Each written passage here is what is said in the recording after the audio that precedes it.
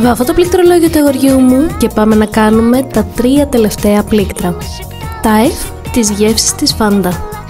Περνάω τη λευκή μου βάση και σιγά σιγά περνάω και όλες τις χρωματιστές βάσεις. Το πορτοκαλί, το μπλε και το πράσινο.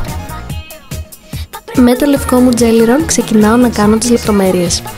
Βάζω το κύκλο και τα γράμματα και με το μπλε σκούρο ξεκινάω να βάζω το περίγραμμα. Έρχομαι με λίγο πρασινάκι να κάνω τη λεπτομέρεια από το φύλλο και τα 2 πορτοκαλάκια στη βάση. Και έτοιμο το πρώτο μας κουμπί. Πάμε να δούμε πώς μοιάζουν και τα υπόλοιπα.